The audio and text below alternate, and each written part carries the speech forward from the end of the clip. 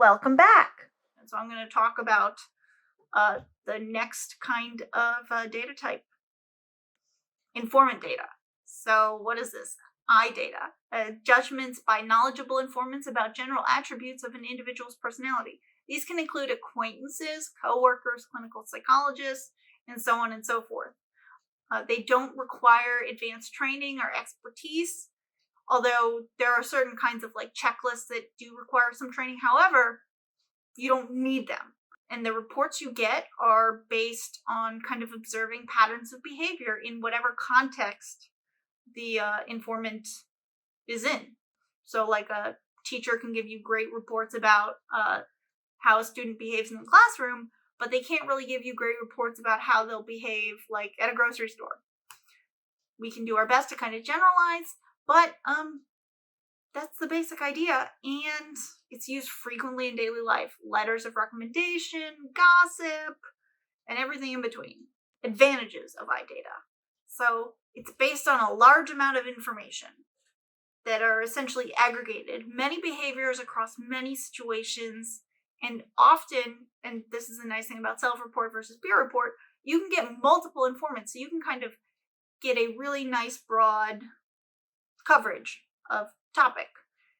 And so for to give you an example of what I mean, let me back up. So these are based on observed behaviors in the real world, which is really nice, as opposed to self-report, which is just in your mind, and it's not based on a contrived test or contrived situation. You'll get an experimental or behavioral outcomes, and it's most likely to be relevant. So if you think about obedience to authority, you can measure that by seeing how people follow traffic laws, and that has real world implications. People who are more obedient to authority are more likely to actually listen to the red light or stay in quarantine for the greater good.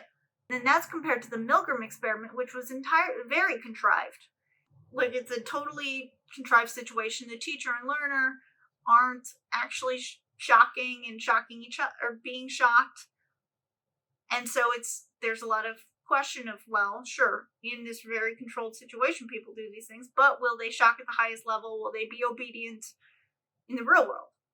It's hard to generalize. And that's the nice piece about informants. You've observed it in the nature. And it's based on common sense about what people mean, for whatever the behavior is or the trait is. It takes context into account about the person, of the immediate situation and the immediate behaviors and other behaviors. So it takes context in, because you have a common sense person evaluating it. It also, just like with self-report, it has some definitional truth.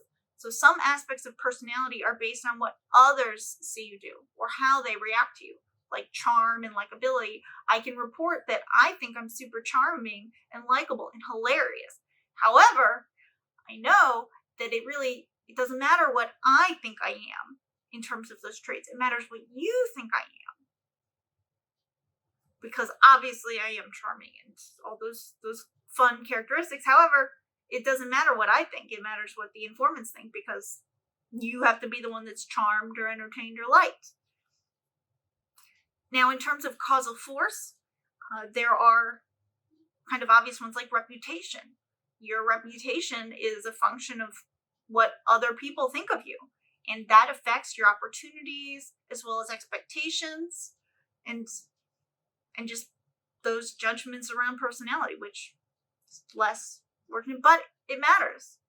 Now, there are also expectancy effects with this. So to some degree, people become what others expect them to be. So if you're treated like a stats wizard, even though you're about average, and they treat you that way, eventually, sometimes you start to behave like a stats wizard, for example. There are also other more realistic examples that you can come up with. Now, there are disadvantages of iData.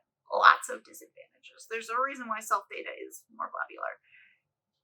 The raters have limited behavioral information.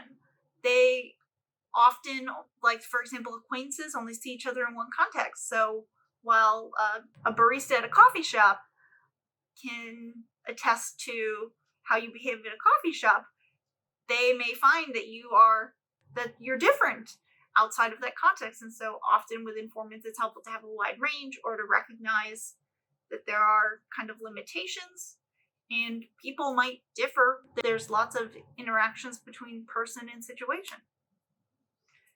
Now, another disadvantage of informants is they lack that access to private experience. So people don't share all their private thoughts and feelings. Shocking. I know. Shocking. But that has its own downsides. Self-report's not guaranteed to share those. Now, there's also error in recollection. So just like the self can kind of forget things, your peers, those informants, can also they're more likely to remember kind of unusual, extreme behaviors, those that are emotionally arousing, so like shocking, surprising, bringing great joy, anything with an extreme emotional response. They're more likely to remember those, and they're more likely to forget the mundane, like how you are normally. The fact that you're more likely to remember the novel stuff, it also indicates that it's not representative because it's so novel. Now, lastly, bias. So bias either due to personal issues, maybe you secretly love this person or you hate this person, or you're in competition with them, so you have an incentive to rate them worse so that you do better by comparison, as well as just basic prejudices and stereotypes. There's lots of bias involved. But one way to kind of work around this bias is to have multiple raters, because in theory, not everyone is going to have a secret love for who they're rating. So the bias hopefully will get kind of washed out. Doesn't always, but often it's one way to kind of address this.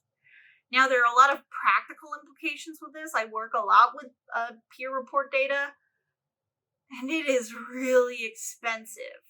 So for every one person that you want a data point on, you need multiple peers. So often we collect self and peer report data, and so you need both the self, and say even you have one extra peer, so you have just one peer rating and one self rating, you've doubled your sample size. You've doubled the research costs. It's great data if you can get it. But it can be a pain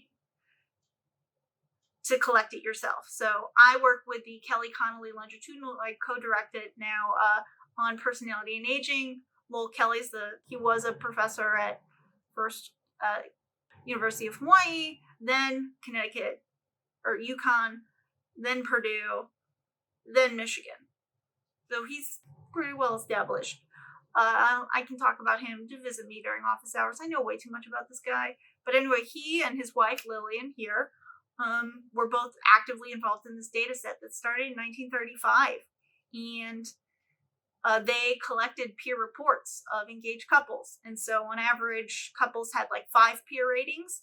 So that's 6 people. So it was like 2,500 ratings. And it took Lowell a very long time to get them. I've seen correspondence letters of him tracking down peer reports at least 7 years later. And I have like secondhand reporting that it was up to 10 years later. It's a long, long time. And that's really expensive and time consuming. But they're awesome if you can get that data. That data is so fantastic. And I'm very grateful that Lowell did collect that data. Because without it, I would not have gotten my first paper. Because I used that data to look at whether peer and self reports were predictive of longevity. And it turns out that peer reports are better predictors, but because they're aggregated so that they triangulate, they kind of cancel out the random quirks. Versus if you were to take a random peer and compare them to self-report, self is better because you have more insight. But in aggregate, peer is better. So yeah. Boom. Sorry, I'm really proud of this paper because it was like my first paper and it came out really nicely timed. And I'm happy to talk to you about it. There's actually a tiny little section in the textbook, which is kind of cool. But yeah, it's really helpful to have those peer reports because they really give you an extra insight. Now, I'm going to end this lecture here and ask you to think about sources of influence on data. What are some aspects of personality that people are likely or unlikely to accurately and honestly report about themselves? As well as, like, what are the influences of a friend's, coworkers, or even your mom's impressions of you? So these kinds of questions I think are kind of important. Obviously, I wouldn't ask them if I didn't, but I'm going to wrap up this video here before it gets much longer. And in the next video, I will discuss the other two types of data. So we've got life data and behavioral data. I will see you later.